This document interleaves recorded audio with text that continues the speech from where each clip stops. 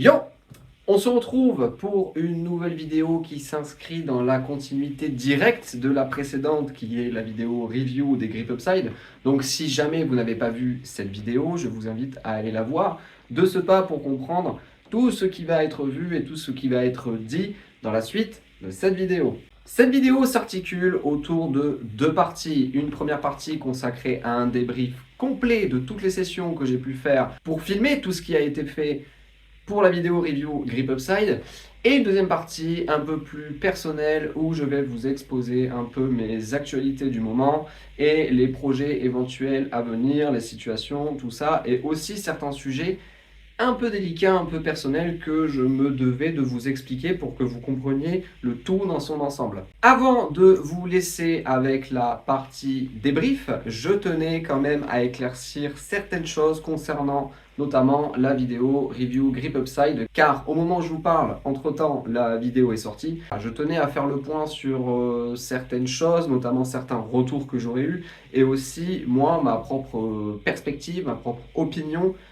autour justement de ce que j'ai pu constater autour de ce projet et du produit final. Déjà dans un premier temps, je tenais à faire un point concernant les défauts de cette vidéo Grip Upside. Les quelques retours que j'ai eus concernant cette vidéo déjà sortie sont globalement très positifs, très bons, très encourageants pour moi, mais il y a aussi quelques nuances dont on m'a fait part et je tenais à éclaircir tout ça car moi aussi, de mon point de vue, je considère que cette vidéo n'est pas exempte de défauts.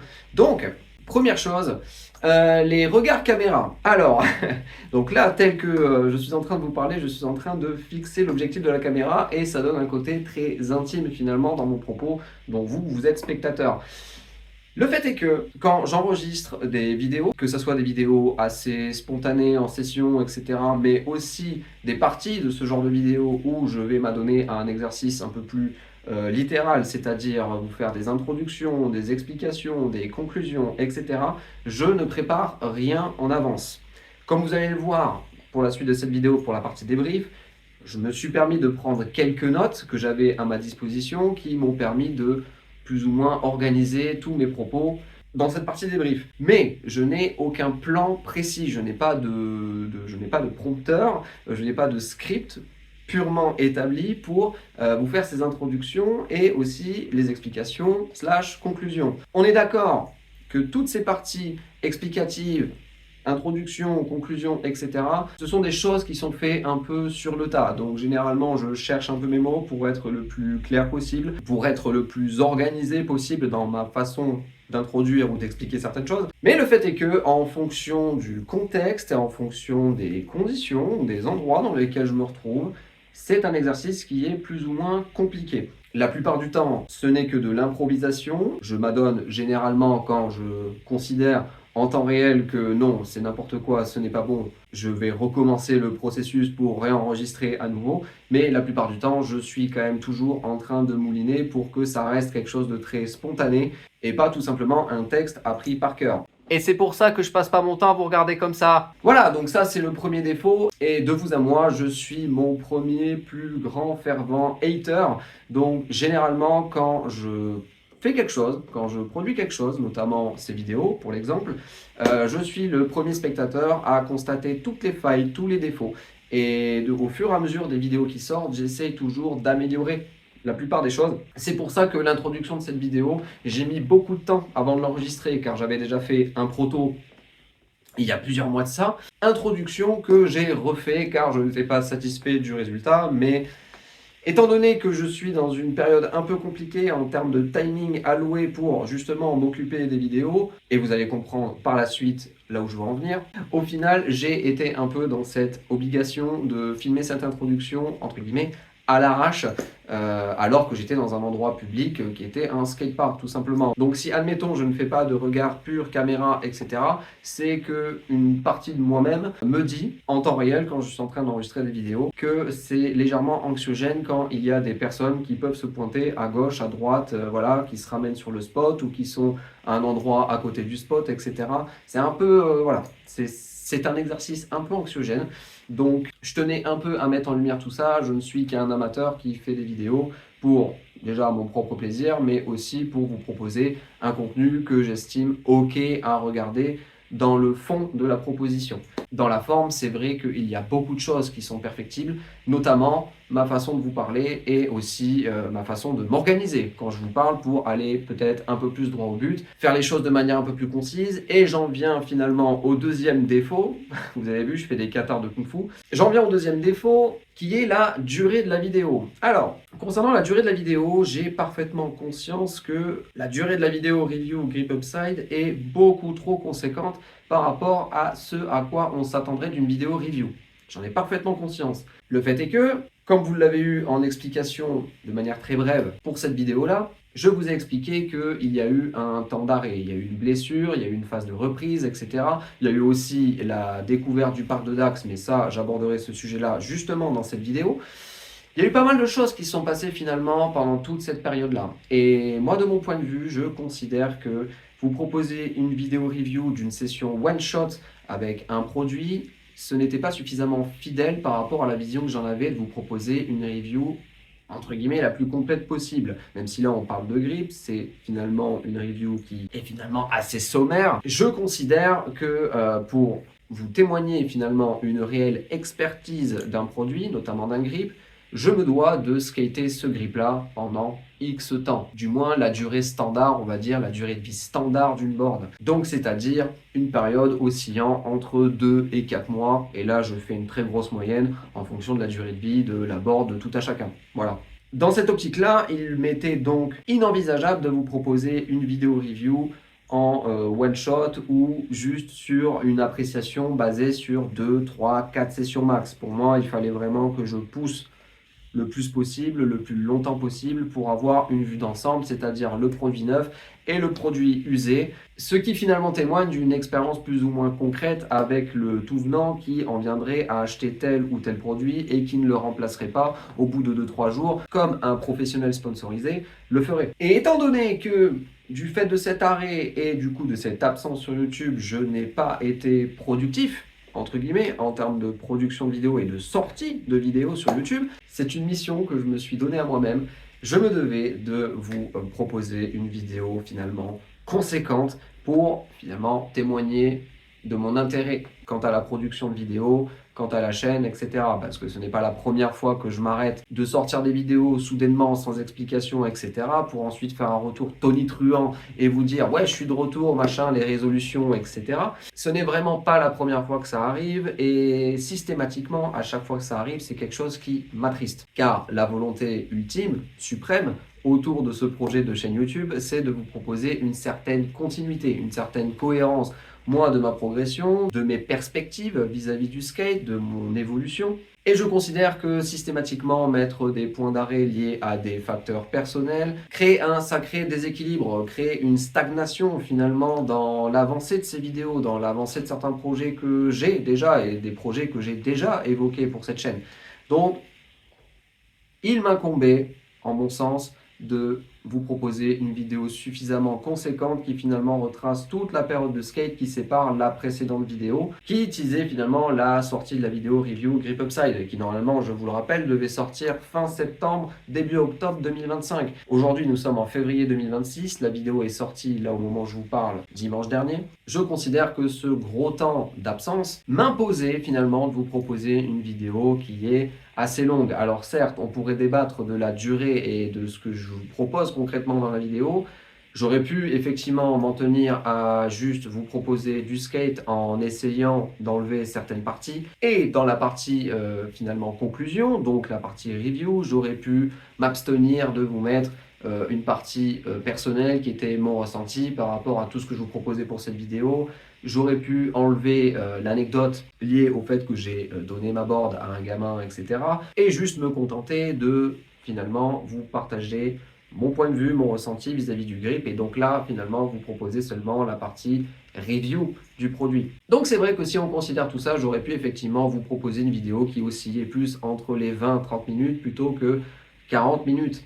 J'ai parfaitement conscience du problème, mais c'est vrai qu'à la relecture, moi, le seul vrai défaut et la seule chose que je regrette réellement, c'est de ne pas avoir été suffisamment éveillé au moment de finaliser le montage pour éventuellement réorganiser un peu cette partie conclusion et limite vous proposer la partie review juste après la partie skate et derrière, par extension de cette review, juste voilà, vous donner mon ressenti par rapport à tout ce que j'ai pu faire et la petite aparté concernant le fait que j'ai donné ma borne à un gamin, même si ça, j'aurais pu au final vous proposer cette petite anecdote pour cette vidéo. Le fait est que de base, j'avais prévu de sortir cette vidéo en un bloc, et c'est-à-dire que la partie débrief, finalement, de toutes les sessions qu'on passait, je comptais vous les proposer avec la vidéo de la review Grip Upside, mais au moment de faire le montage, je me suis rendu compte que c'était beaucoup trop long. Donc, j'ai pris ce parti pris de vous proposer finalement deux parties. Une partie qui va, entre guillemets, un peu à l'essentiel,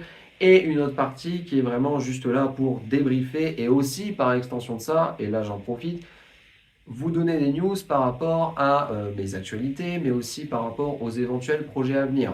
Mais bref, voilà, ceci étant dit par rapport aux principaux défauts de la vidéo, il y a un véritable défaut lié à l'introduction, surtout de la vidéo, parce que derrière, je considère que tout le talk post-skate, pour moi, est OK, on va dire. Mis à part, effectivement, le principal défaut lié aux écrans derrière moi, qui de temps en temps va balancer une pub, etc. Et ça, malheureusement, je n'avais pas de regard derrière moi pour considérer ce problème-là avant toute cette partie enregistrement pour débriefer avec vous, pour ensuite vous faire la review du grip, etc. Tout ça a été fait d'un bloc. Donc si vous regardez cette vidéo-là, vous allez vous rendre compte que finalement, toute la partie débrief, finalement, c'est fait au même moment que la partie review concrète du grip. Et au final, ce délire de pub, je l'ai constaté qu'en fin de session d'enregistrement, qui a duré facilement 1h30, 2 heures, parce qu'il y avait beaucoup de choses à dire et que ça m'a pris du temps, et que j'ai dû forcément m'y reprendre à plusieurs fois pour finalement essayer de bien expliquer les choses sans partir un peu trop dans tous les sens. Voilà. Donc il y a un véritable défaut avec l'introduction de la vidéo, ça je vous l'accorde, et aussi par rapport à la durée. Après on pourrait relativiser et chacun a son propre avis et j'accepte finalement les critiques. Mais voilà, je préférais prendre le temps en introduction de cette vidéo déjà pour évoquer cette partie-là. Mais je n'ai pas fini car je me dois d'évoquer d'autres choses, notamment la qualité du filming. Il faut savoir que ma femme s'est blessée la cheville fin novembre 2025. Elle a eu une petite rupture ligamentaire de la cheville, ce qui a fait que pendant un certain temps, elle n'était pas à même de pouvoir se tenir debout, ou même, pire, monter sur une planche de skate pour me suivre et pour s'adonner à du filming, en suivi du filming un peu plus rapproché, etc. Je pense notamment au filming qui a eu lieu au skatepark de Dax. Elle était sur un banc avec la botte aux pieds, tout ça. Bon, le parc était blindé. Il n'y avait aucun scénario viable où elle allait se mettre debout au milieu du skatepark, etc. pour essayer de bouger dynamiquement et faire certains plans un peu plus travaillés que ce qui vous a été proposé pour cette vidéo. Et je m'en excuse, j'ai parfaitement conscience du problème et malheureusement on a fait comme on a pu. On aurait pu éventuellement envisager certains plans, certaines variantes, etc. Mais la plupart du temps, quand c'est ma femme qui me filmait, car finalement, globalement, tous les plans qui vous ont été proposés dans cette vidéo, ou presque, ont été filmés par ma femme, il n'était évidemment pas envisageable, alors qu'elle avait la cheville dans le mal, de se faire mal, tout simplement pour juste me filmer. Voilà. Donc, c'est pour ça que la plupart des plans post-reprise sont finalement très sommaires, sont finalement très peu élaborés, souvent pris de loin, etc. Pas forcément avec des angles idéaux. Mais c'est comme ça, et mis à part peut-être certains plans, je considère que globalement ça va, il y a pire. Alors on pourrait aussi évoquer le fait que pour beaucoup de sessions qui vous ont été proposées dans cette vidéo, il y a malheureusement de la musique en fond. Il faut savoir que la plupart du temps quand on est en session, nous avons une enceinte avec laquelle nous mettons de la musique. J'aime skater avec de la musique, ça me permet d'avoir un certain rythme, un certain flow, une certaine dynamique. Et il est vrai que des fois, même un peu trop souvent, on oublie de baisser le son de la musique. Généralement, c'est une responsabilité dont je me dédouane. Je laisse ma femme gérer cette partie-là, de gérer la musique au moment où elle dégaine un appareil pour filmer. Mais c'est vrai que souvent, on oublie. Moi, sur le moment, vu que je suis dans la continuité un peu du flow de la session, La musique fait partie du flow de ma session, donc au final que la musique soit là ou pas, je n'y fais plus trop attention. Et c'est vrai que généralement, quand ma femme filme, elle se retrouve littéralement à côté de l'enceinte. C'est un truc que je lui ai dit assez souvent, c'est quand tu sors quelque chose pour filmer, essaie de penser à clac, baisser le son de la musique, voire même la couper pour que les quelques plans que l'on fait à cette session précise ne soit pas altéré par une musique en fond pour que je puisse me permettre une fois sur un banc de montage de vous proposer une vraie musique intégrée au montage pour rajouter un peu de couleur à la mise en scène. Malheureusement, c'est quelque chose qui est passé à la trappe pour de trop nombreuses sessions. Donc nous considérons le problème et nous ferons, je l'espère, le plus d'attention possible pour les prochains projets de vidéo. Voilà. Autre information un peu ultime qui va prendre du sens pour ce que vous verrez plus tard dans cette vidéo. Il faut savoir qu'actuellement nous sommes en préparation d'un déménagement et cette date de déménagement approche à grands pas. Déjà au moment de vous faire l'introduction de la vidéo review GripUpside, c'est quelque chose qui était normalement inclus dans cette introduction-là, mais au final j'ai préféré cutter cette partie-là pour finalement faire une introduction très courte, très digeste pour en venir directement au scale. Et si vous avez suivi un petit peu, en conclusion de cette vidéo, je parle de nouveaux locaux. Et c'est vrai qu'au final, si vous avez été un peu attentif à toute la vidéo, vous n'avez sûrement pas dû comprendre de quoi je parlais, en fait, quand j'évoquais les nouveaux locaux. Au moment où je vous parle, nous allons récupérer les clés de notre futur logement d'ici 3 semaines et nous allons déménager d'ici moins de 4 semaines. Donc ça approche très vite et il y a beaucoup de choses à prévoir pour justement se préparer au mieux pour le déménagement. Le fait est que, en parallèle de ça, j'ai considéré la possibilité de faire un peu de maintenance sur mon PC qui sert évidemment à vous proposer ces vidéos, du moins les montages. Je vais donc procéder à un changement de processeur dans mon PC, mais étant donné que je n'ai aucune connaissance me permettant de sereinement faire la manipulation moi-même, je vais devoir confier mon PC à une connaissance qui va prendre le temps de bien s'en occuper pour que je récupère un PC impeccable avec un processeur tout neuf. Étant donné que nous avons cet impératif de s'organiser pour notre futur déménagement, je partais du principe que mon PC devait être prêt à être confié d'ici courant du mois pour justement qu'il ne soit plus dans mes pattes et qu'une fois arrivé au futur logement, j'ai à ma disposition, à peu près dans ces timings-là, n'est-ce pas, le PC tout fraîchement recustom avec le nouveau processeur qui va bien. Et donc j'en viens à un autre point. Cette intervention finalement m'incombe de gérer le montage de ces vidéos, donc la vidéo review GripUpside, mais aussi le montage de cette vidéo, dans un timing finalement assez court. Il faut savoir que la vidéo review GripUpside, j'ai pris grosso merdo une semaine pleine, que ça soit au niveau du triage de tout ce qui a été shooté, mais aussi du montage. C'était un taf considérable et honnêtement, je n'ai pas fait grand-chose de plus cette semaine durant. Et cette vidéo que vous regardez actuellement m'a pris aussi plusieurs jours. Et là, je ne suis même pas sûr de finir aujourd'hui parce que j'ai encore d'autres choses à faire justement liées au futur logement. Donc bref, ce sont des considérations finalement assez personnelles, mais qui donnent du sens par rapport finalement à la qualité et à certaines petites incohérences liées à cette vidéo review GripUpside. Je ne dirais pas que j'ai rushé cette vidéo, au contraire, j'ai pris le temps de la soigner le plus possible, de mettre vraiment beaucoup de cœur à l'ouvrage.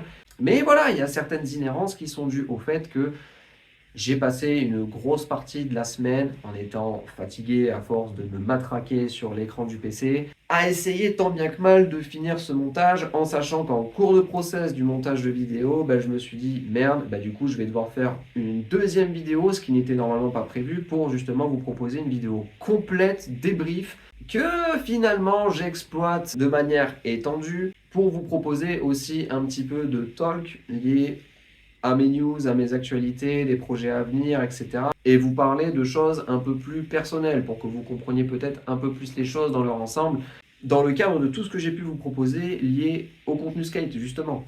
Donc bref, voilà, ce sont des considérations certes un peu à part, mais qui prendront peut-être du sens pour vous qui avez regardé déjà la vidéo review GripUpside, mais aussi cette vidéo. Après le débrief, je vais m'attarder pour vous expliquer certaines choses que j'estime importantes et qui sont liées finalement à mon background et qui sont liées à mon passé et qui sont aussi peut-être liées à mon futur. Voilà.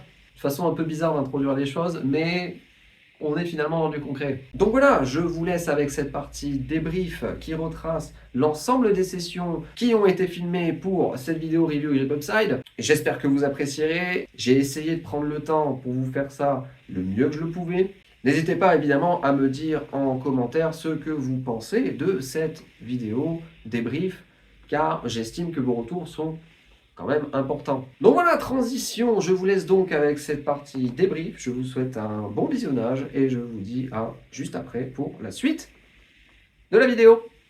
On va faire un petit débrief de toute cette longue période, donc la continuité de la précédente vidéo et aussi post-blessure au poignet, la reprise donc qui s'est faite en plusieurs étapes. Bon, je vous cache pas que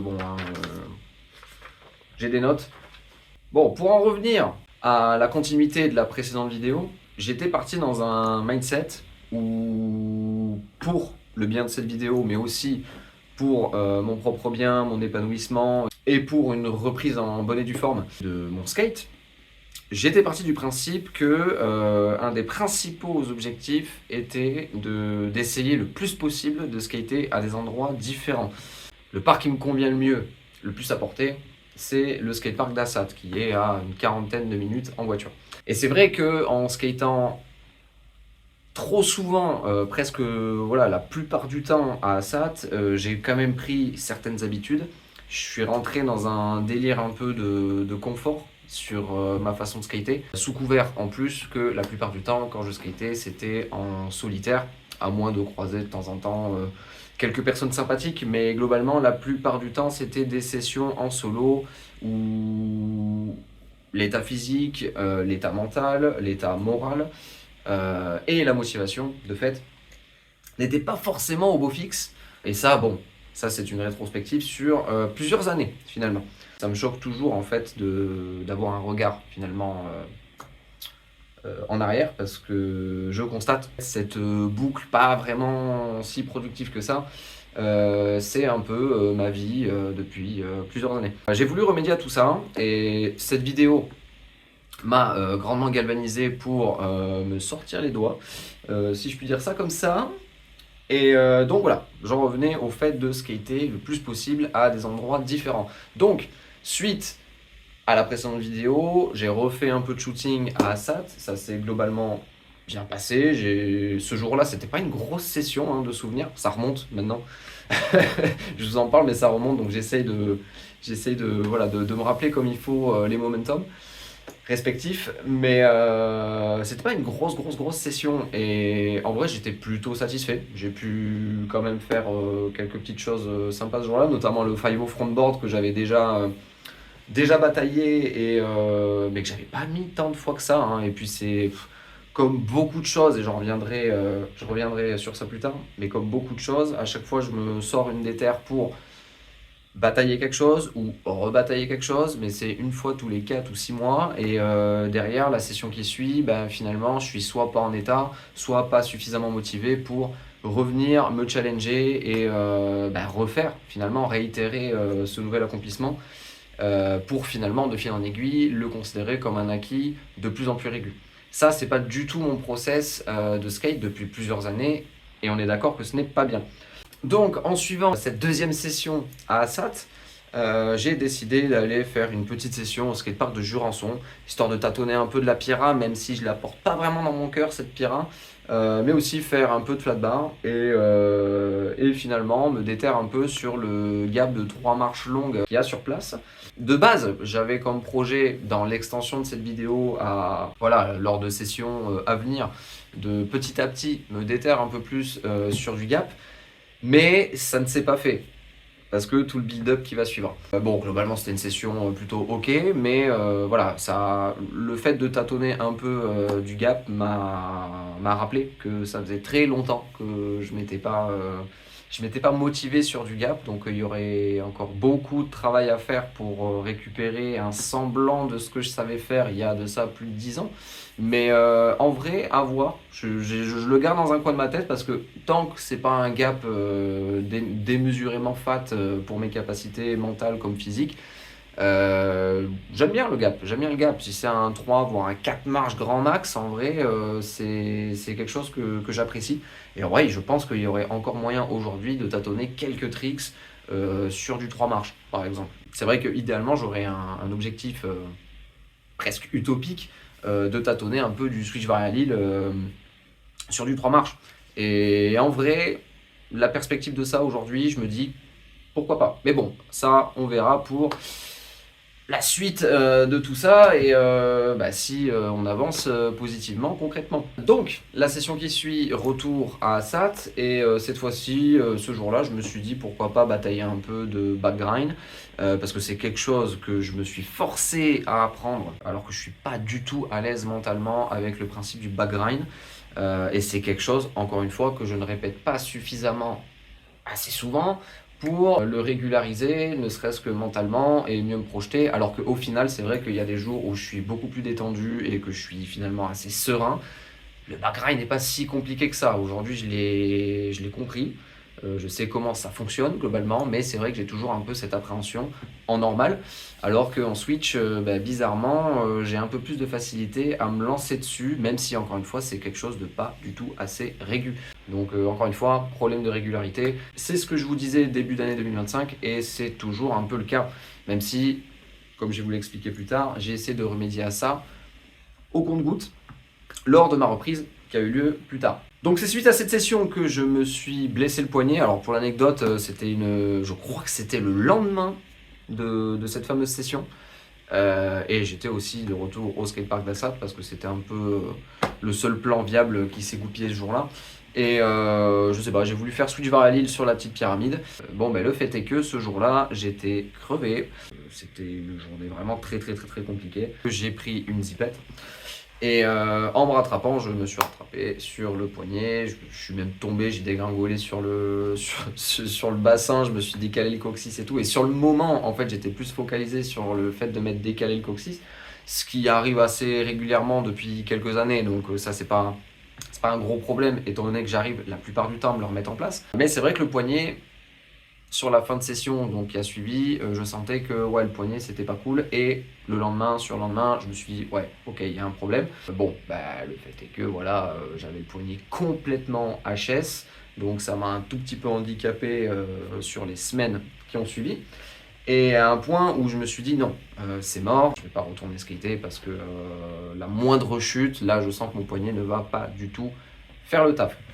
Donc, arrive la reprise courant décembre 2025. Donc première session à Hydron, parce que évidemment décembre 2025, on habite dans le sud-ouest de la France, région très humide, il faisait un temps de merde. Donc je me suis dit pourquoi pas pour une première session reprise faire ça sur du flat et essayer de faire revenir un peu les choses. Étonnamment, ça s'est super bien passé. Honnêtement, j'étais surpris de ce que j'arrivais à faire ce jour-là, parce que après le petit échauffement, etc., au final, la plupart des tricks revenaient plutôt bien et avec pas mal de first try, en vrai. Donc j'étais plutôt content ce jour-là. Et je ne sais pas pourquoi, parce que je pense que je gardais quand même en tête cette vidéo. Je me suis dit, vas-y, tant que je suis là, tant qu'à faire, tant que je suis chaud, vas-y, je vais essayer de batailler en curb. Il faut savoir que les curbs qui sont là-bas au spot couvert d'Hydron, c'est quand même relativement haut, en tout cas pour moi, de ce que j'ai l'habitude de prendre, en règle générale. Donc voilà, je suis rentré dans une bataille sur le curb là-bas pour essayer de récupérer un peu les bases sur lesquelles je suis le plus confortable. Et surtout, les quelques calages que je peux me permettre de faire sur quelque chose d'aussi haut en étant globalement suffisamment rassuré premier jour de reprise, après 2 mois d'arrêt. Et globalement, même si j'ai beaucoup bataillé, ça s'est quand même relativement bien passé.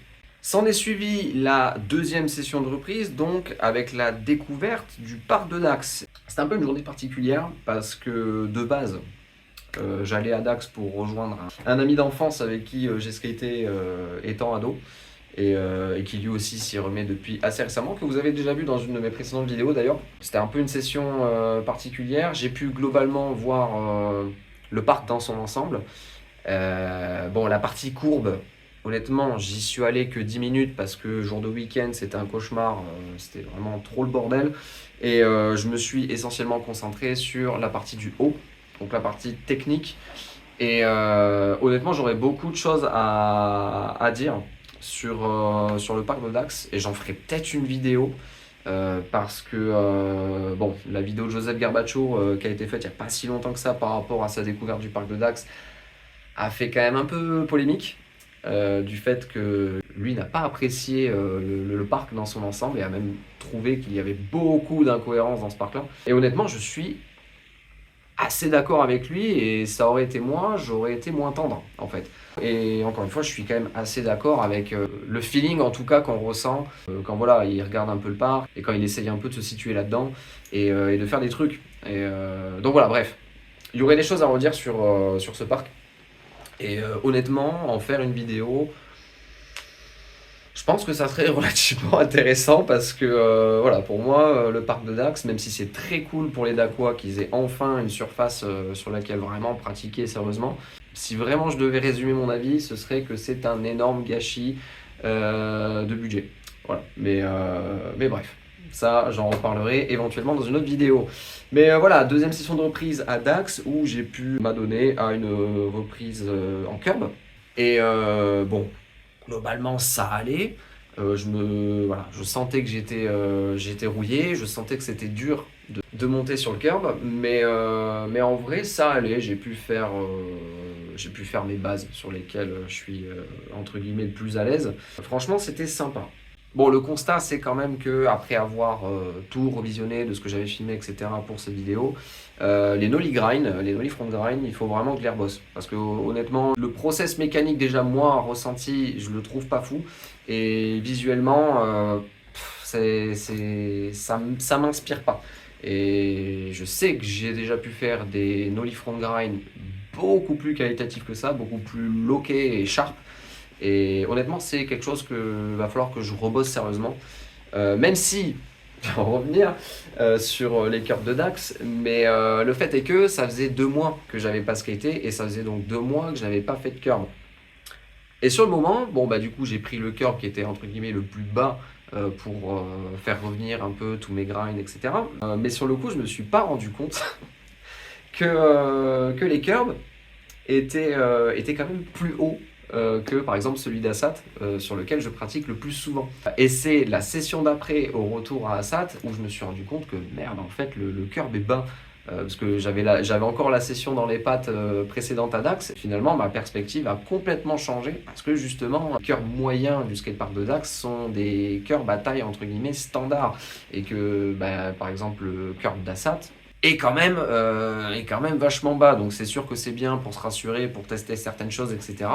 Mais par exemple pour les no slide, que ce soit en front ou en back, c'est beaucoup trop bas. C'est vraiment beaucoup trop bas. Et de fait, j'ai enchaîné 4 sessions consécutives à Dax. J'ai pas systématiquement filmé sur place, mais le fait est que, ouais, une fois que j'ai été de retour plus tard à Assat, je me suis rendu compte que, ouais, en fait, c'est super bas. Et même juste un back no slide, c'est juste un cauchemar. Lors de l'une de ces 4 sessions à Dax, j'ai pu skater avec Ivan. Donc Ivan, pareil, c'est un ami de longue date que je connais depuis pas mal d'années maintenant. On a pas mal skaté ensemble à une certaine époque, avant qu'il déménage, qu'il baroude un peu dans le pays. Et aujourd'hui, étant donné qu'il habite à Bordeaux, on n'est quasiment plus en contact visuel. On reste en contact par message ou par appel, mais on n'a plus d'occasion de skater ensemble, malheureusement. Et c'est quelqu'un avec qui j'aime beaucoup skater de base, donc c'est vrai que bah, le fait de le savoir à Bordeaux, c'est toujours un peu le pincement au cœur. C'est un peu comme un petit frère. Honnêtement, il a beaucoup de mérite. Il faut savoir que voilà, Ivan, comme je l'ai précisé sur la vidéo, c'est un membre de la team Upside, qui a été sponsorisé par Upside assez récemment, mais c'est pas son seul sponsor d'ailleurs.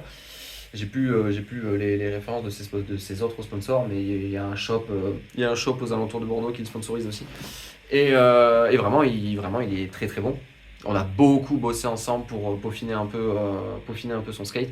Si ça vous intéresse, n'hésitez pas à aller le suivre sur YouTube, sur Instagram. De toute façon, je vous mettrai les liens en description. Donc si ça vous intéresse, vous checkez dans la description et vous le suivez et ce sera cool pour lui. Voilà. Bon, pour en revenir à cette session avec Ivan, il faut savoir que, bon, il y a eu il y a eu des problèmes en termes de logistique, en termes de gestion de vidéo. On a pas mal shooté ce jour-là, donc toute la première partie, il n'y a pas de problème, voilà, j'avais tout en stock.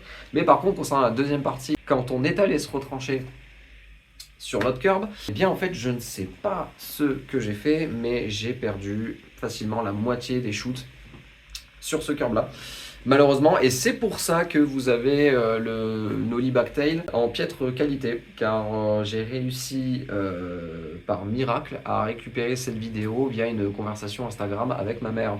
Voilà, parce que je lui avais envoyé la vidéo par erreur. C'était à la base pas la vidéo que je voulais lui envoyer, mais je lui ai envoyé cette vidéo et heureusement, parce que du coup, sinon, j'aurais pas eu la validation sur ce curb-là qui est, encore une fois, plus haut que sur les curbs que je pratique en règle générale.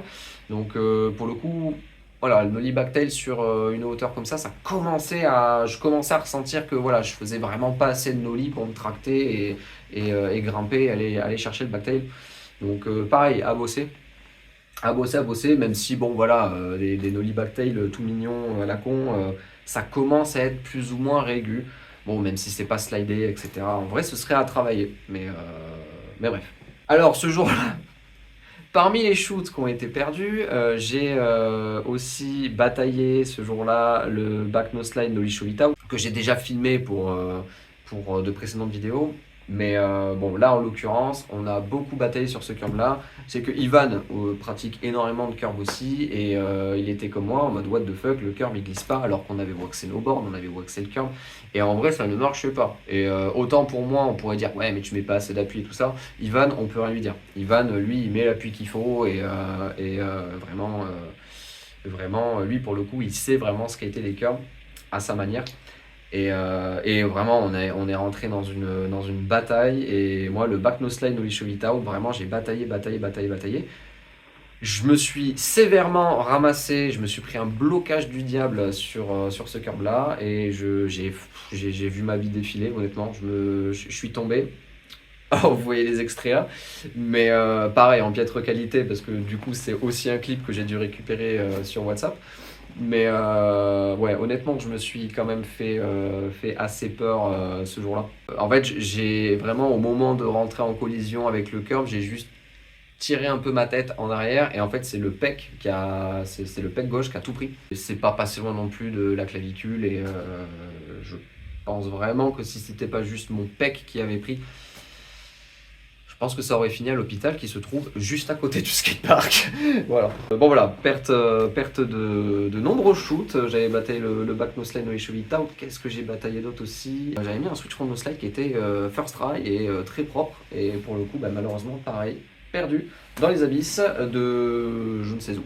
Voilà. Je crois que la fois d'après où je suis retourné au skatepark de Dax, là pour le coup j'ai absolument pas filmé, mais par contre j'ai pu croiser Nassim Lachab. Nassim Lachab, adorable. En fait il bataillait un truc sur place que j'ai pas réussi à vous retrouver parce qu'il ne l'a pas mis en post sur Instagram, il l'avait juste mis en story, mais les stories sur Instagram sont éphémères. Sur le gros curb et into table manual, il bataillait backtail, big spin out, Faki manual et sortir voilà en Faki. Franchement incroyable, je l'ai vu batailler ça. Et sauf que pendant le process où il bataillait ça, il est tombé à maintes reprises et il s'est niqué le poignet. Je suis allé le voir pour lui demander si ça allait. Bon, il était super cool. Et de fil en aiguille, on a discuté 2-3 fois et fin de session, on a pris une petite photo ensemble que vous pouvez voir. Mais très gentil Nassim, franchement, et encore merci à lui parce que ça fait toujours plaisir de voir des mecs pro comme ça, avec un niveau quand même qui représente aussi accessible. Franchement, super gentil et j'en garde un très très bon souvenir, même si c'était finalement assez banal. C'était juste qu'il y avait un pro que je n'avais vu que en vidéo, comme beaucoup de pros, comme la plupart des pros que j'ai pu voir dans ma vie, ce n'est qu'en vidéo. Donc là, le fait de le croiser, franchement, sur le coup, je suis arrivé au parc et j'ai regardé mon pote, j'ai dit, mais attends, mais lui, c'est Nassim Lachab. Alors, pour le coup, mon pote, lui, n'est pas du tout aussi, entre guillemets, cultivé que moi pour situer voilà, les têtes, qui sait, machin, là. Et je lui ai dit, non, mais c'est un pro. Je l'ai juste vu, se lancer, et j'ai vu sa board et tout. Je lui ai dit, ah oui, non, mais ok, oui, non, mais c'est sûr que c'est lui. Mais non, mais c'était marrant. C'était marrant et j'en garde une très très bonne expérience. Suite à ces 2 sessions à Dax où on a pu tirer quelques shoots, je vous ai proposé finalement derrière, plutôt que vraiment de dater systématiquement chaque session, je vous ai proposé finalement un bundle. Je commençais un peu à épuiser mes possibilités d'exécution pour filmer des choses concrètes pour la vidéo. Donc finalement vous avez un bundle de plusieurs sessions qui sont suivies et globalement plutôt bien enchaînées dans le temps. Là, courant janvier, j'ai fait quand même pas mal de petites sessions. Je pourrais parler de la session à Bigo Ride, donc au skatepark à Ibos, qui est un skatepark assez sympa. Généralement, au cours des années, ils essayent de changer un peu les configurations, etc. pour que ça convienne un peu à tout le monde. Alors honnêtement, moi qui aime beaucoup le flat, c'est vrai que le flat là-bas m'angoisse car le sol est irrégulier. Il faut savoir que là-bas, c'est un ancien entrepôt désaffecté qu'ils ont retapé et après, ils sont officialisés via une association, tout ça. Et ils ont récupéré l'endroit pour en faire quelque chose d'officiel où ils donnent des cours, ils font des démos, des événements, etc. C'est très sympa. Les gens de cette association sont vraiment super cool. Je les apprécie beaucoup. Et c'est vrai que j'y vais une fois de temps en temps. Alors, c'est vraiment pas à la porte à côté. Je suis à quasiment 1h30 de route de ce parc-là. Donc, c'est vraiment une fois de temps en temps, j'y vais. Et de toute façon, il m'en faudrait pas beaucoup plus pour continuer finalement à apprécier le contexte. Car encore une fois, le flat est assez irrégulier. Et pour moi qui aime bien flatter, c'est un peu anxiogène. J'ai beaucoup de mal à faire même des basiques là-bas parce que à chaque fois que je veux déclencher un truc, je me prends une petite irrégularité dans le sol et du coup ça me bloque un peu et derrière je suis complètement détraqué. Mais voilà, le Nollie Big Spin Back Crook reverse sur la petite micro-courbe qu'il y a là-bas. C'est un trick que j'ai appris il y a très longtemps. Mais pareil, pas régu parce que avoir accès à un micro-quarter pour m'adonner finalement à cette exécution-là, c'est pas souvent que j'ai accès à ce genre de micro-courbe accessible. Je crois que j'ai déjà mis une fois en démo il y a très longtemps sur une courbe moyenne mais pas très verticale quoi. Mais ça remonte à il y a plus de 15 ans. Ça remonte à il y a plus de 15 ans. Non mais c'était très cool de pouvoir le remettre. En vrai j'avais vraiment pour projet de vous le remettre pour cette vidéo ou pour une autre. C'est une exécution, c'est un combo que j'aime bien faire, je trouve que c'est assez stylé. Bon il y aurait du taf. Il y aurait du taf à faire pour que vraiment ça soit parfait, que le pinch du crook soit vraiment loqué, précis. Voilà, que le tout soit quand même vachement plus sharp pour pas qu'on sente que je suis au-dessus en train d'essayer de gérer ma balance et à me demander si j'ai pas autre chose de mieux à faire de ma vie. Voilà. Mais relativement content d'avoir pu vous remettre ça. S'en est suivi la session à Pau, au skatepark de Pau-Gare, où finalement c'était un peu le plan Z de la journée. À la base j'étais à Assad ce jour-là, mais finalement ça a été l'invasion. Vraiment j'ai pu skater vite fait 1 heure. Franchement je me sentais super bien ce jour-là. Sauf qu'au bout d'1 heure c'était un cauchemar. Donc on est parti. Je me suis dit vas-y tant qu'à faire, vu que j'étais un peu dans un mood où je faisais beaucoup de répétitions en flat, etc. pour vraiment essayer de verrouiller certaines de mes techniques. Je me suis dit, tant qu'à faire, on va aller à Hydron, c'est pas grave, même s'il fait beau, au moins ça sera pas chiant là-bas. Sauf que on est arrivé sur place et ça avait l'air d'être chiant. Ça avait l'air d'être chiant là-bas. Donc je me suis dit, bon, tant pis, on va aller au skatepark de Pau. On sait jamais, finalement, le skatepark de Pau était praticable. C'est pas un parc que je tiens dans mon cœur, mais il y a quand même 2-3 trucs à faire et surtout, il y a du flat là-bas qui est de bonne qualité et qui est plat. Genre, c'est un flat plat de bonne qualité. Donc c'est vrai que pour bosser les tricks, c'est quand même plutôt plaisant. Alors ça n'a pas été filmé, mais j'ai bataillé en curb. Sur un curb pour le coup plus haut que celui d'Assat. Et là, je me suis rendu compte que oui effectivement, sur un peu plus haut, il y a une bonne partie de mon répertoire qui passe quand même vachement plus facilement. C'est plus agréable, c'est un peu plus engagé, mais c'est un peu plus engageant. J'en tire une bonne expérience, une bonne conclusion. Derrière, voilà, j'ai bataillé un peu de flat, le half cap frontside flip que vraiment il faut que je rebataille. Je me suis dit vas-y, je vais essayer et j'ai fait quelques tries. Donc vous avez vu ceux qui ont été mis. C'était vraiment pas parfait, loin de là. Il y aurait beaucoup de taf à faire. J'ai déjà par le passé mis le half cap flip en front complet. Sauf que pareil, ça remonte à quelques années en arrière. J'ai jamais été trop à l'aise avec les half cap flip, que ce soit en front ou en back. Mais à travailler parce que pour le coup, en front, je l'aime beaucoup. Mais c'est juste qu'il faut que je taffe pour pas que ça soit dégueulasse, quoi. Voilà. Et le front heel que j'ai déjà mis par le passé, mais jamais filmé.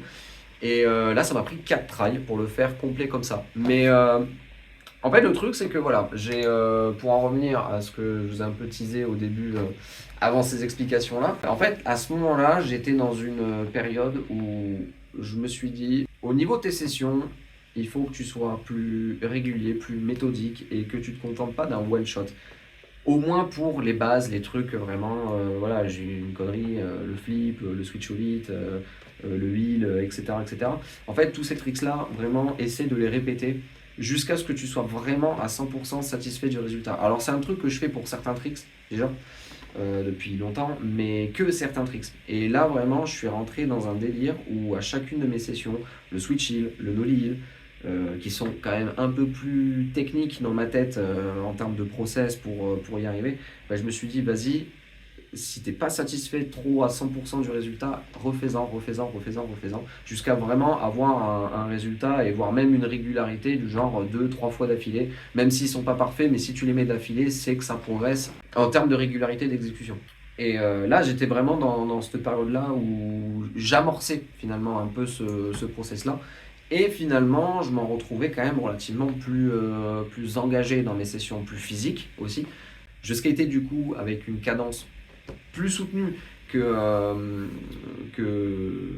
mes sessions lambda des précédentes années finalement. Et là, pour le coup, pour le front heel, je me suis dit, bah, vas-y vraiment à fond, et essaye le plus possible de ne pas rester sur la réserve, même si tu n'es pas sûr du résultat. Essaie de vraiment y aller comme il faut, avec une bonne amorce en frontside pour balancer le heel, pour voir. Et vraiment, voilà, j'ai dû faire 2 tries de simu, un try où vraiment je commençais à vraiment y aller, et je me suis dit, bon, ok, et le 4e try, vraiment, j'y suis allé franco, et paf, c'est passé complet comme ça. Alors honnêtement, je pourrais probablement mieux faire, plus de pop, etc.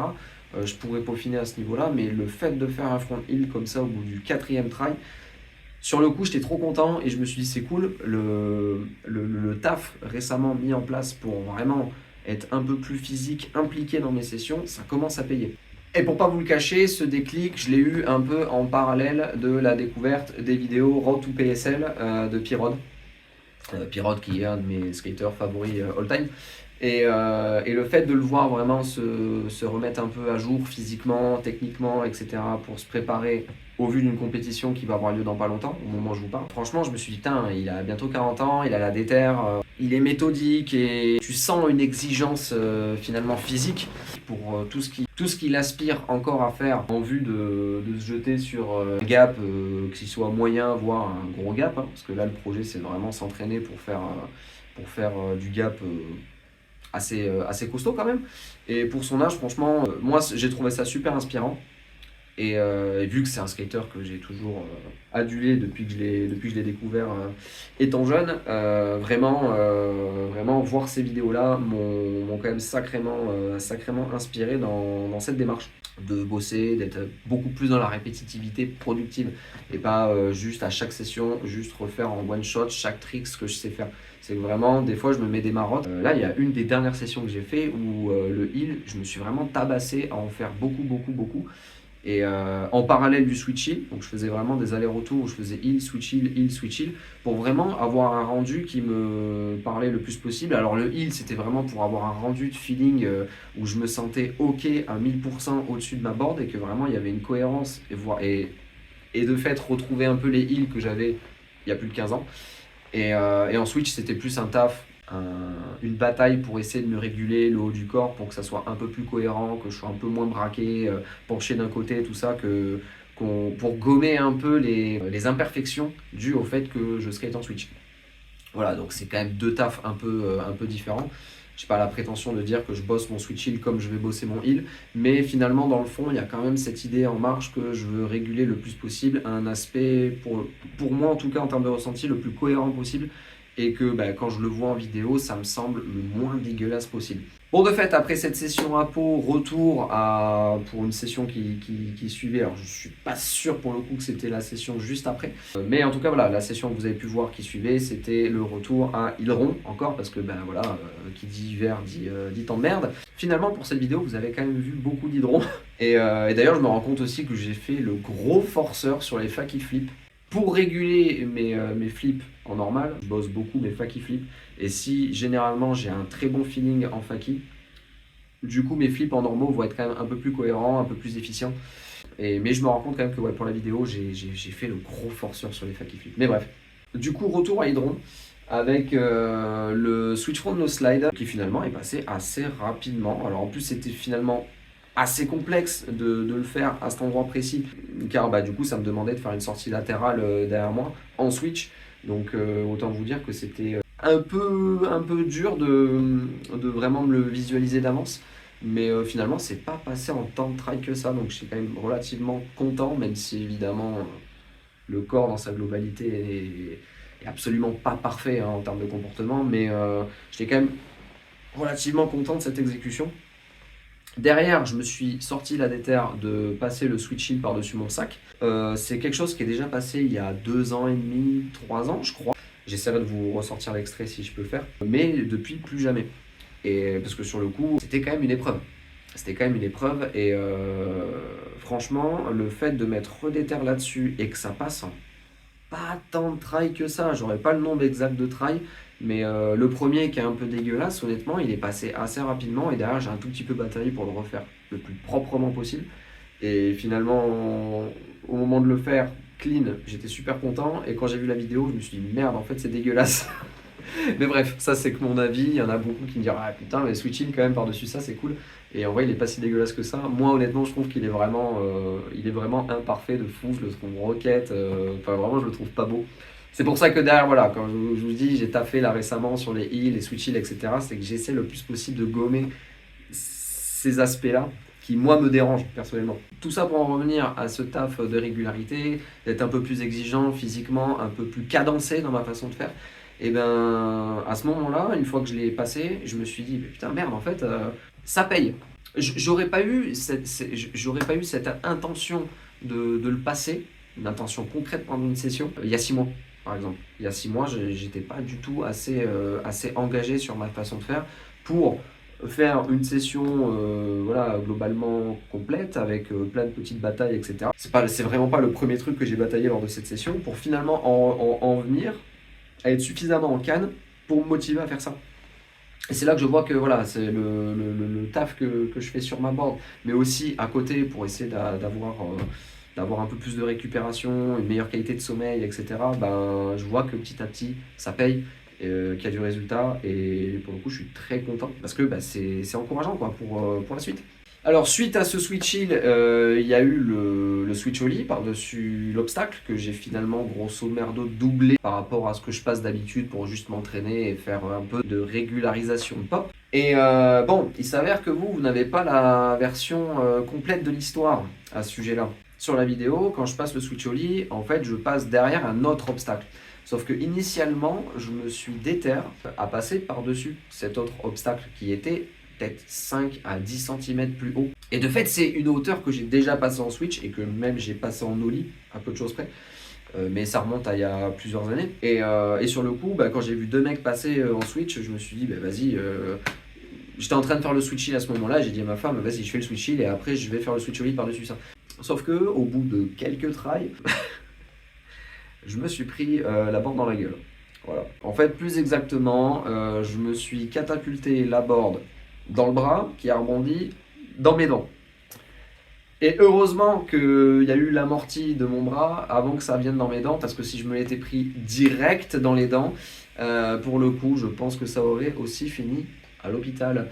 Ce n'est que la 3e fois de ma vie que je me prends la bande dans la gueule, n'est-ce pas ?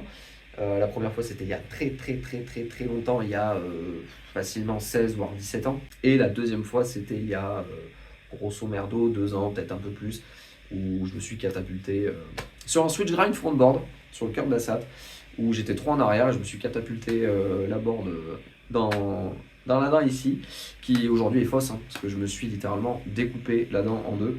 Ce jour-là, voilà, donc ce n'est que la 3e fois que je me prends la barre dans les dents, et je vous avoue que même si le choc a été atténué par l'impact sur le bras, je l'ai senti jusqu'à assez récemment. Aujourd'hui, ça commence à se calmer, mais ça fait une dizaine de jours. Ça fait une dizaine de jours. Donc là, pendant une dizaine de jours, je sentais que voilà, j'étais pris un coup, quoi. Alors rien de grave, a priori. Mais bon, voilà, petite borde dans les dents qui m'a un peu fait redescendre sur terre, mais qui finalement m'a encouragé à être encore plus persévérant. Ça m'a encouragé à être un peu plus persévérant, un peu plus méticuleux. Ça m'a mis une petite tape dans la nuque qui m'a fait comprendre que sur le coup, avoir juste cette ambition de passer par-dessus ça sans être méthodique au préalable, c'était une connerie. Donc finalement, c'est assez légitime que je me la prenne dans la gueule. C'est bien fait et ça m'apprendra à être con.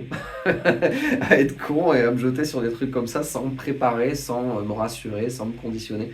Là, c'est vraiment, je suis passé d'un petit obstacle de merde à un bon gros obstacle qui était l'équivalent de facilement 4 voire 5 boards sur la tranche. Ce que, encore une fois, j'ai déjà passé. Et c'est ça le pire, c'est que j'ai déjà passé vraiment littéralement 5 bords de tranche. Je les ai déjà passés en Switch. Enfin, c'était peut-être pas des boards ultra larges, mais c'est déjà passé il y a très longtemps. Et en Oli, je crois que c'était l'équivalent de 4 boards. Ça m'a pas vexé ou quoi de ne pas y arriver. C'est juste, je me suis dit, bah ouais, connard, t'avais qu'à réfléchir 2 secondes et continue de t'entraîner, quoi. Donc voilà, donc finalement une morale personnelle assez positive pour la suite. Mais bref, voilà, pour en revenir à cet incident et de tout ce que je vous ai expliqué précédemment, des sessions lors des reprises. Finalement, si vous me suivez sur Instagram, la plupart des shoots que vous avez vus pour cette vidéo, bah, vous les avez déjà vus finalement sur Instagram. Bon, on vient à la session d'après, encore une fois à Hydron, où allez savoir pourquoi ce jour-là, en fait ça faisait une semaine que ça me trottait dans la tête, j'avais une idée de tricks freestyle à la con à essayer, et je me suis dit vas-y pourquoi pas batailler ça pour la prochaine session. Et ça m'est venu comme ça, donc j'ai un peu bataillé. Là pour le coup j'aurais aucun nom à vous donner parce que je n'ai aucune idée de comment s'appellent les 2 exécutions. Mais voilà, j'ai bataillé un peu et finalement c'était assez amusant. Et en vrai, à retravailler, voire même à essayer de mettre en place dans des contextes divers et variés pour voir s'il y a quelque chose à en tirer. Parce qu'honnêtement, la old school, le freestyle, tout ça, c'est pas quelque chose qui me pose problème. Au contraire, j'aime beaucoup. Et j'aime bien, de temps en temps, ça m'amuse. Donc voilà, petit délire freestyle plutôt plaisant. Et juste derrière, voilà, j'ai eu l'opportunité de rebatailler un peu mes Switch manuals, que j'avais déjà bataillé au skatepark de Bigo Ride à Ibos, qui pour le coup n'ont pas été filmés, alors que en vrai ce jour-là à Ibos, je les avais un peu bataillés, ça a été un peu chiant de retrouver un peu voilà, le process exact pour rechoper ce Switch manual, mais au moment où je l'ai débloqué, je l'ai validé une première fois et en fait j'ai fait un aller-retour, je suis reparti, tac, je suis arrivé, bam, et il est passé aussi 2 fois d'affilée en fait. Et sur le coup j'étais un peu dégoûté que ma femme n'ait pas filmé, mais bon c'est pas grave. Là du coup sur une des dernières sessions, donc juste après ce délire freestyle, voilà, je me suis adonné à du Switch manual à nouveau. Il n'y a rien d'inédit pour vous, mais moi ça me fait vraiment toujours plaisir quand je peux tâtonner un peu de manual, même si vraiment je suis vraiment pas fou globalement en tout ce qui est tech, wheeling, tout ça. Déjà juste un ollie manual, quand il est bien exécuté, je suis très content. Parce que bon voilà, mon catalogue globalement au niveau des manuals, il est vraiment très très très très très réduit. C'est je pense là où je suis le moins brillant. Assez content du retour du Switch manual et en vrai encore une fois un manque de régu parce que bon pour le coup j'ai pas vraiment de table à manual régulièrement sur laquelle pratiquer et le bosser. Et c'est vrai que voilà j'ai des petites idées comme ça en me disant vas-y pour faire émerger de nouvelles choses ou des combos ou des tricks out de ces manuals. Mais c'est juste que voilà, faut que je pratique beaucoup plus pour que ça émerge quoi. Bon, et pour en revenir du coup à la dernière session en date avec Thomas Lescout, du coup le fondateur de la marque Upside, on a pu s'organiser par miracle une session en duo qui était très très très sympa. Même si ce jour-là j'étais sacrément à la ramasse, Vraiment, j'avais passé une nuit un peu compliquée. Et lui, bon, lui, c'est toute une histoire. Lui, pour le coup, il était vraiment en mode reprise ce jour-là. Lui, il skate grosso merdo une fois tous les mois. Parce qu'il est vraiment très occupé. Il a un emploi du temps de ministre. Et de fait, bon voilà, vu que respectivement, on n'était pas trop en pâte, on s'est dit, vas-y, on va se faire une petite game of skate. Alors malheureusement, elle n'a pas été filmée. J'ai pas pensé à poser la caméra pour filmer la game of skate. C'est dommage parce que c'était assez sympa, c'était très rigolo. Et derrière, bon, bah, il s'est motivé à faire du curvy rail. Honnêtement, moi, ce jour-là, je me suis juste contenté de le suivre un peu dans ses délires parce que j'étais pas trop en calme pour faire des trucs grandiloquents. Et surtout que, bon, bah, pour l'occasion de skater avec lui, je me suis dit, bah, vas-y, tant qu'à faire, je vais le suivre dans ses délires et ce sera cool quand même. Bon, on a fait un peu de curl et en suivant, un peu de rail. Et sur la fin, je dis vas-y, je vais te filmer pour essayer de faire des plans entre guillemets les plus stylés possibles. Et on a même filmé à part, pour le coup, des shoots qui ne sont pas dans cette vidéo, mais qui je pense vont finir en post Instagram. Donc, si vous prenez envie d'aller le suivre sur Instagram, mais aussi sur son YouTube, il y a de fortes chances que vous tombiez sur ce post.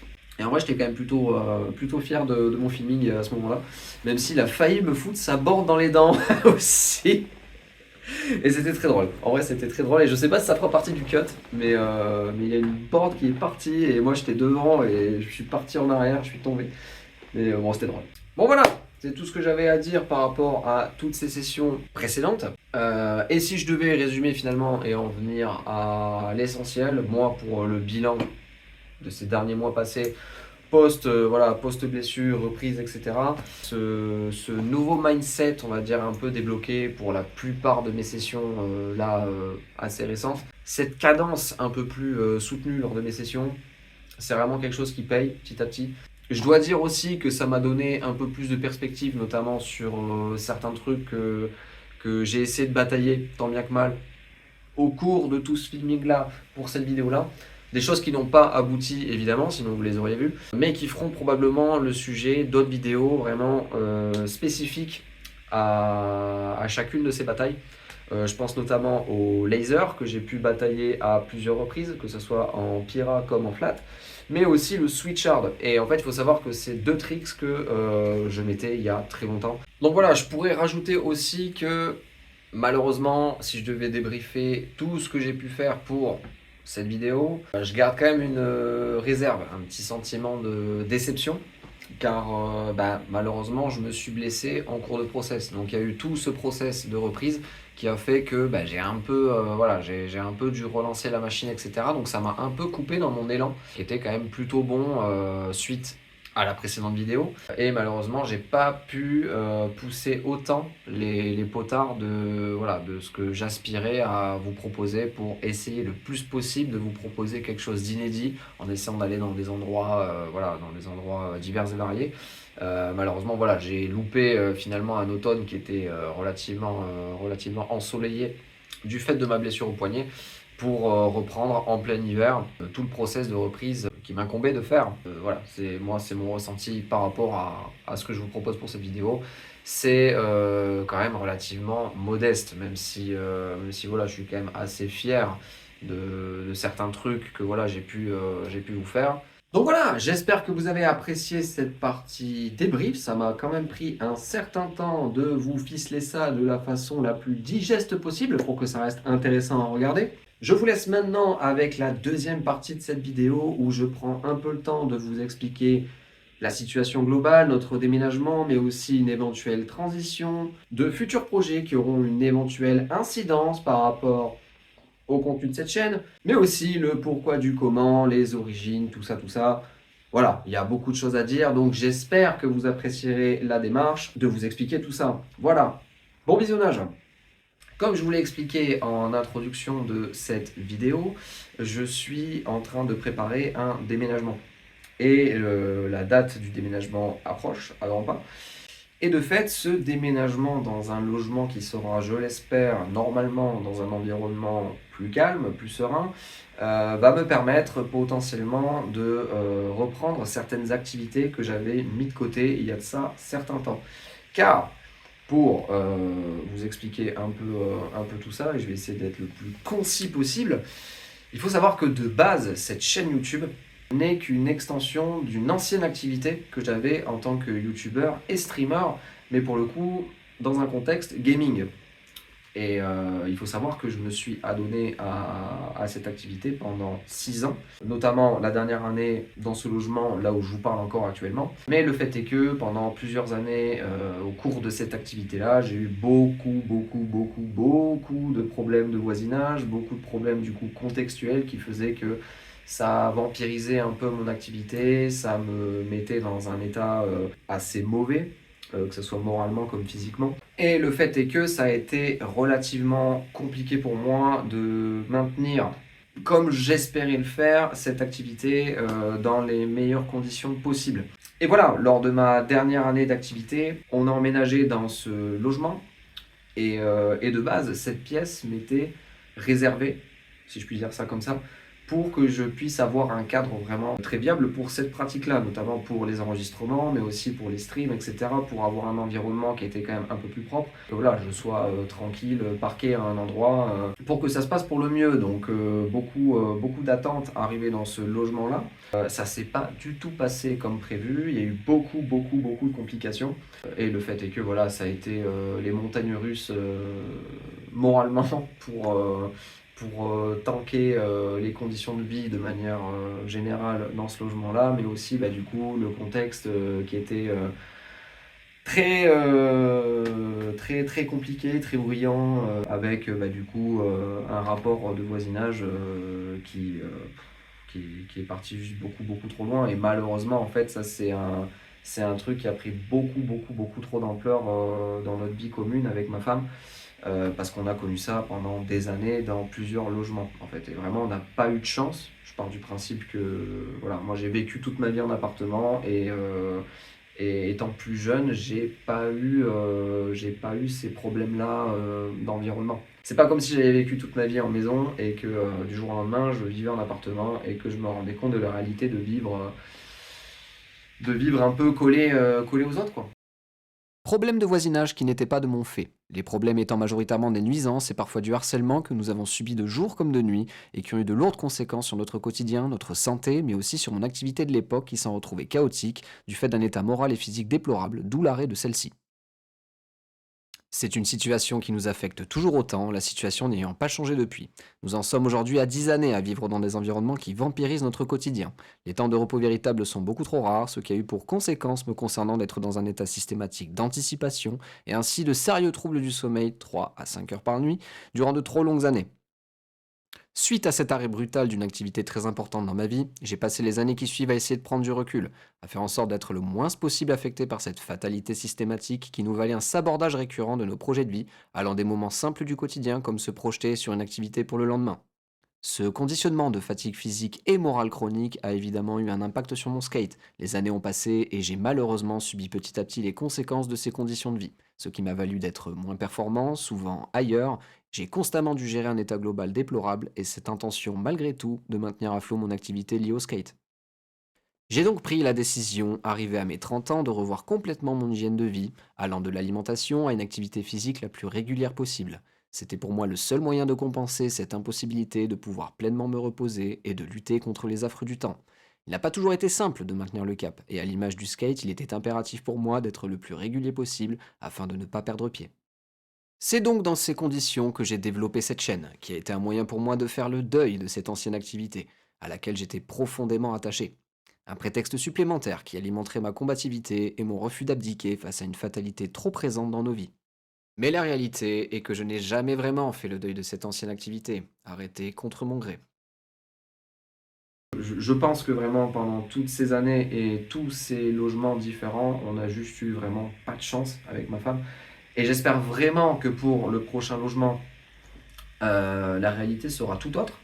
Car déjà, on a beaucoup d'attentes pour notre vie respective basique, voilà, pour la vie de tous les jours, mais aussi voilà, pour pouvoir éventuellement se projeter plus facilement sur le court, moyen, long terme, sur diverses activités, quoi.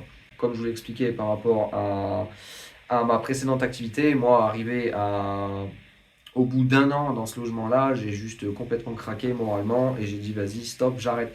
Voilà, cette chaîne YouTube, finalement, à la base, n'était qu'une extension de cette activité-là que j'avais et un jour, j'avais dû balancer en stream que limite, ça me ferait plaisir de faire des vidéos axées skate et que limite, je pourrais en créer un YouTube voilà, en parallèle pour ceux que ça intéresse et pour vraiment centraliser le contenu. Voilà, comme ça, tout est plus clair, tout est plus organisé.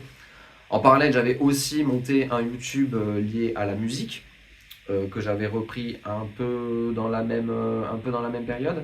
Mais pareil, dans ce logement-là, pratiquer la musique, c'est juste pas possible, c'est insupportable. Les moments de vie calmes, viables pour par exemple la pratique de la musique sont beaucoup trop rares pour que je puisse à 100% m'impliquer là-dedans. Donc j'ai eu des phases où je reprenais, des phases où j'arrêtais, tout ça, parce que bon, voilà, c'est fatigant de vouloir s'investir dans un truc et finalement d'être toujours un peu cassé dans son élan. Donc de fait, j'avais mis vraiment tout ça de côté. Alors la musique, je l'ai pas vraiment mis totalement de côté, j'ai un peu repris récemment. Mais vu que l'histoire du déménagement, tout ça s'est amorcé entre-temps, bah, du coup, j'ai préféré mettre un peu un break dans cette reprise assez récente pour finalement me dire, bon, une fois qu'on aura déménagé, là, à ce moment-là, je pourrais vraiment reprendre. Donc en fait, c'est finalement deux YouTube, là actuellement, que je suis censé gérer en même temps. Même si le YouTube musique, bah, ça fait un moment que je l'ai pas mis à jour, je compte le remettre à jour. Profiter justement de ma reprise qui va arriver d'ici pas si longtemps que ça pour reposter des trucs sur cette chaîne-là. Mais du coup, il y avait cette éventualité que je reprenne mon ancienne activité côté gaming, donc au niveau du YouTube et aussi des streams. Rien de sûr pour l'instant, car je veux m'assurer d'abord que le contexte s'y prête bien, que l'isolation soit bonne. Alors ce qui est sûr, c'est que l'isolation sera meilleure que ici, là où on se trouve actuellement. Mais j'ai quand même envie d'être sûr à 1000% que c'est ok, ça le fait. Donc à voir déjà avec l'isolation, mais aussi avec le voisinage, tout ça, si ça le fait ou pas, parce que si on tombe sur, encore une fois, des voisins qui font n'importe quoi, peu importe l'heure de la journée ou de la nuit, il va falloir s'adapter et il y aura peut-être des choix qui seront pas possibles. Et avoir un rythme de vie, entre guillemets, un peu décalé pour quand même tenir le cap en parallèle sur des activités physiques comme le skate, voire même se donner du temps pour des activités un peu plus ludiques comme la musique. Je pars du principe que si je me relance à fond dans tout ça en parallèle, ça va me demander énormément de temps. Et pourquoi je vous en parle maintenant, en fait, plutôt que d'attendre d'être sûr ou quoi, c'est pour amorcer un peu cette idée que si, admettons, ça se fait, il y a un monde où j'aurai quand même carrément moins le temps de vous produire des vidéos. Donc, alors, évidemment, pour là, cette vidéo que vous venez de voir, c'est un projet assez massif qui m'a pris beaucoup de temps et évidemment que même s'il n'y avait pas tout ça qui rentrait en jeu potentiellement dans notre nouvelle équation 2026, il y avait vraiment très peu de chances que je m'adonne à nouveau à un exercice aussi laborieux que de filmer sur un très long terme pour pas grand chose entre guillemets. Parce que c'est vraiment pas évident de devoir gérer un stock footage vraiment random, pas trié, qui date de plusieurs mois en arrière. Faut tout revisionner, machin, pour se rappeler, tout ça, c'est déjà beaucoup de temps passé juste pour ça. Et je pars du principe que de base, j'ai envie de vous proposer des formats plus ou moins courts. Voilà, entre le court format de 10-15 minutes au moyen format de 30 minutes max. Mais voilà, en fait, voilà, je tenais à vous en parler car l'éventualité d'une reprise côté gaming va me demander beaucoup de temps. Donc je pars du principe que du coup, le côté skate, il va falloir faire des choix en termes de management, de temps pour vous proposer des vidéos. Alors la bonne nouvelle avec cette histoire de déménagement, c'est que j'aurai la voiture à disposition la semaine. Donc ça veut dire que normalement je pourrais, quand il fait beau et que l'occasion s'y prête, prendre la voiture pour faire de la route, aller skater, etc. Et pour filmer finalement ce sera peut-être un peu plus facile la plupart du temps car en semaine, généralement les parcs c'est pas blindé. Donc à ce niveau-là, ce sera plus simple de vous proposer certains types de filming, même si ce sera du statique malheureusement. Ce sera quand même plus simple de vous produire des petites vidéos pour batailler, des petits trucs, etc. Donc pour des courts formats. Donc ça reste relativement une bonne nouvelle car je vais pouvoir normalement être déjà moi pour moi personnellement plus productif sur ma board parce que je pourrais profiter un peu plus du beau temps quand il se pointe, plutôt que d'être là la semaine et de regarder le soleil et de me dire bah merde, du coup ce week-end il y a de la pluie qui est prévue et bon bah du coup dommage. Donc là, ça c'est quand même une bonne nouvelle. Mais le fait est que voilà, si admettons je reprends tout ce que je faisais avant, les let's play, les streams, caster des conférences, etc. Ça va me demander beaucoup de temps. Le schéma type, ce sera que je vais enregistrer l'après-midi pour des let's play, donc pour des jeux à scénario, etc. Donc des jeux solo. Et le soir, je ferai des streams, probablement sur des jeux un peu multi, avec ma femme et un ami avec qui je joue depuis quelques années maintenant. Tout ça va impliquer une organisation quand même assez conséquente. Donc, vous voilà informé, je vous tiendrai informé via une vidéo à part, je pense, sur cette chaîne, pour vous dire, dans le cas de figure où ça se fait, bon ben voilà, vous pouvez me retrouver sur telle chaîne, machin, sur YouTube, sur Twitch, si ça vous intéresse. Voilà, parce qu'il y a des gens qui vont suivre cette chaîne skate parce qu'il n'y a que le skate qui les intéresse. Il y a d'autres personnes qui suivent cette chaîne parce qu'ils me suivaient avant, à l'époque, sur YouTube et sur Twitch. Et il y a des gens qui seraient peut-être amenés à suivre cette chaîne YouTube parce que le skate et ce que je propose les intéresse, mais qui en même temps seraient peut-être intéressés, peut-être enclins à venir me rejoindre sur aussi les autres plateformes, sur les autres types de contenus. J'en ferai une vidéo à part pour vous donner cette information-là, si jamais, admettons, ça se fait. Et voilà, c'est donc la fin de cette vidéo. J'espère que vous l'avez appréciée dans son ensemble. N'hésitez pas à me dire ce que vous en avez pensé dans les commentaires. Encore une fois, désolé de vous proposer un format aussi long, mais là pour le coup on est vraiment sur du talk, donc je considère que si vous regardez cette vidéo, c'est que le talk qui prend le temps d'expliquer les choses, etc. vous intéresse, donc vous n'êtes pas si regardant que ça par rapport à la durée de la vidéo, n'est-ce pas? Et merci à ceux qui seront restés jusqu'au bout et qui prendront en considération toutes les choses qui ont été évoquées, notamment dans la deuxième partie, qui est quand même, je l'estime, un peu plus sensible, un peu plus personnel. Peut-être que certains penseraient qu'on n'a pas forcément besoin de savoir tout ça.